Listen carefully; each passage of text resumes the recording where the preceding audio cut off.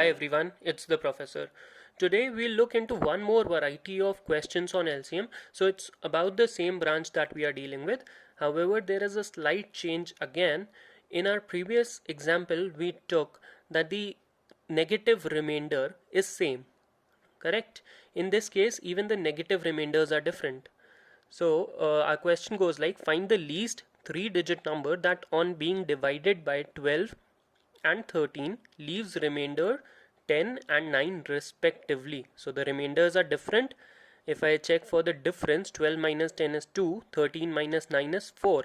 So even the negative remainders or the difference in the divisor and remainder is also different. So we'll try to understand how to approach such type of questions. So let's assume the number to be x. Okay. Now I can write in algebraic form, I can write x is equals to 12a plus 10 or x is equals to 13b plus 9, right? 12 into a, that would be the quotient, plus this remainder 10, or 13 into b, that would again be the quotient, plus 9. I hope this is pretty clear. We have spent ample time in understanding this equation. So I've written x in this algebraic form. Now to reach our answer in this case, we need to do a hit and trial method also. So I would suggest that take the bigger divisor. So this is my bigger divisor, that is 13, and we'll try to figure out some values out of this equation.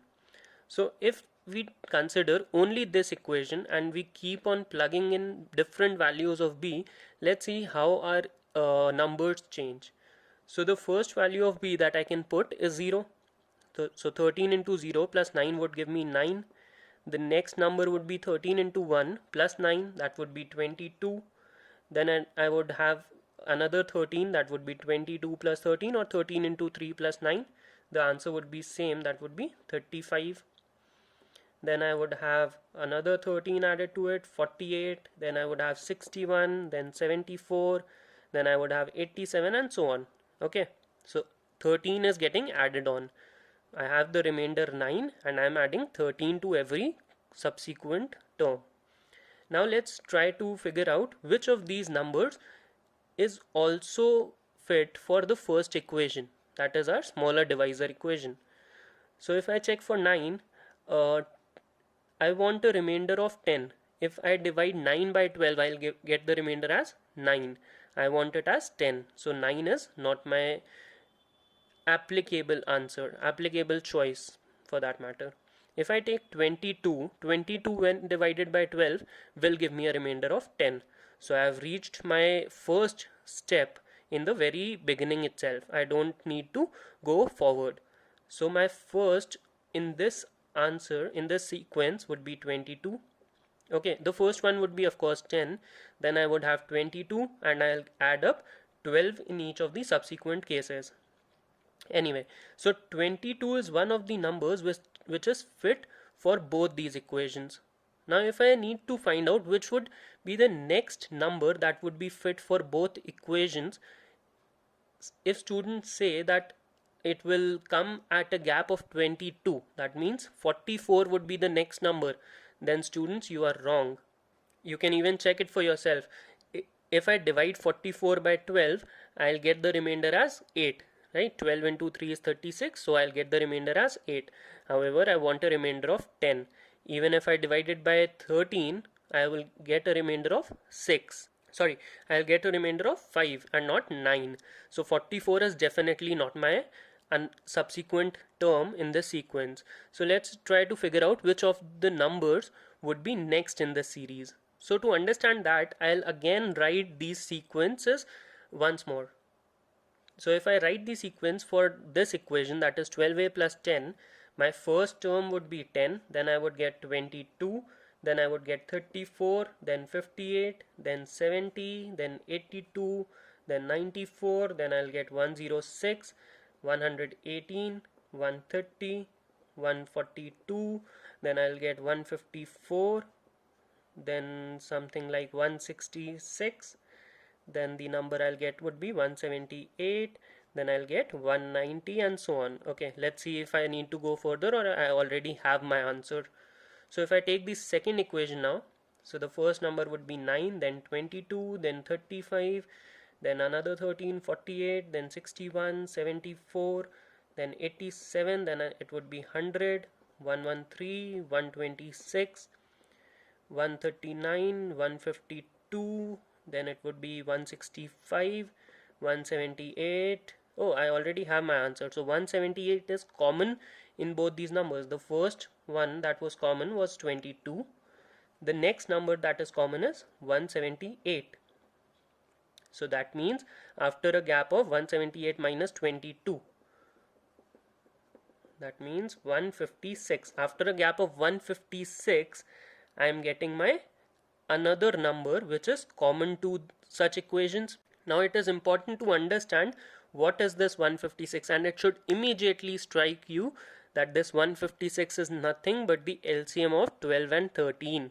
If I take out the LCM of 12 and 13, since 13 is a prime number, I can just do 12 into 13. Square of 12 is 144 plus another 12, that would be 156. So 156 is nothing but the LCM of these divisors, that is 12 and 13. The LCM of 12 and 13 is 156. So after every LCM, if I add the LCM of the divisors in my first number, I'll get the second number, the third number, and so on and so forth. So my pattern is 22, then 178, then I'll add another 156.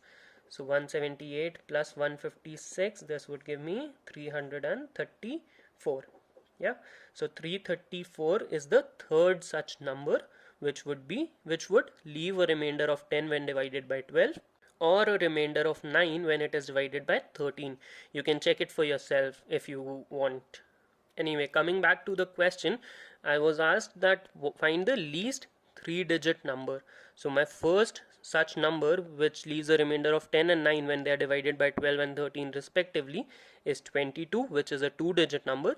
The first 3-digit number, or the least 3-digit number, is 178. And if you want to find out the greatest 3-digit number, you can multiply this 156 by any constant and add another 22 to it. So you will get the greatest 3-digit number, or roundabout something like that. So the equation, if I write it in general form, that would be 156k plus 22. So you can plug in different values of k in here and you can add another 22 there. So you will get the numbers which when divided by 12 or 13 will leave remainders 10 and 9 respectively. So if I just help you understand this step by step again, the whole process. So firstly, I have written the algebraic form of the question. The question said that a 3-digit number, or a least 3-digit number, when divided by 12 and 13 leave remainder of 10 and 9 respectively. So I've written that down in algebraic form. Then I've taken the equation which has a bigger divisor and formed the sequence of that equation. So that came out to be 9, 22, 35, 48, 61 and so on and so forth. After I have calculated this sequence, I took each and every term one by one and plugged it into the second equation to check whether it is satisfied or not.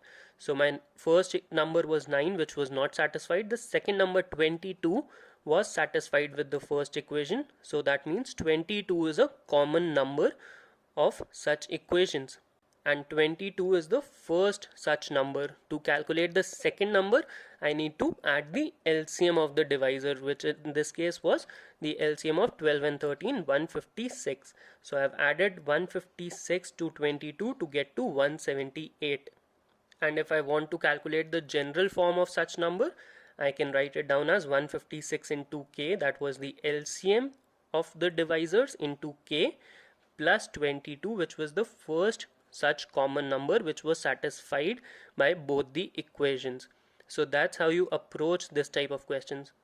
So just to revisit the 3 type of questions which we did in respect to these word problems. The first one was when the remainder was same, right? So if the remainder was same, I calculated the LCM of the divisors and then added that remainder to that LCM, and that addition was at the last step of the process. and that was how I reached my answer. The second case that we discussed was when negative remainders are same. When remainders are same. So if negative remainders are same, I calculated the LCM, and in this case I subtracted that remainder from the LCM, and that subtraction was the last step of the process. Once I've reached my maximum, the greatest 3-digit or the least 3-digit or whatever the question is asking me to do. And the third and the final case of such questions that we discussed is when remainders are different in each case. Okay, so these are the three questions on which you will primarily see questions of LCM, and it's important that you know each and every one in detail and you are very comfortable with the process that we are following, because these are just basics. When you come to advanced levels and application questions on numbers as a whole, then you will find these LCM questions in the middle of a question. So it's important that your base is very strong. And that's about this video lecture. Thank you for watching. Keep studying. Stay safe. It's the professor. See you. Bye bye.